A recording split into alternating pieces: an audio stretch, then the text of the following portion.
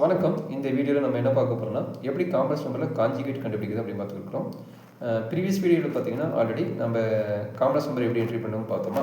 இப்போ காஞ்சிகேட் எப்படி கண்டுபிடிக்கணும்னா இங்கே பாருங்கள், இந்த இது கோலம் இருக்குதுங்க, சிஓஎன்ஜினா காஞ்சிகேட்.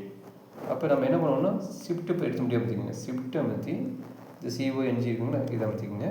இப்போ இந்த நம்பருக்கு வந்து நான் காஞ்சிகேட் கண்டுபிடிக்க போகிறேன். அதுக்கு என்ன பண்ண போகிறோம்னா ஃபஸ்ட்டு ப்ராக்கெட் போட்டுக்கிறேன்.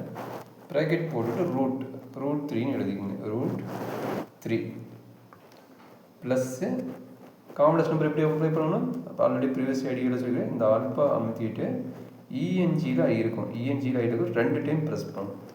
பண்ண பின்னாடி ப்ராக்கெட் க்ளோஸ் பண்ணிடுங்க. பண்ண பின்னாடி ஈக்குவல் சைன் வந்துங்க.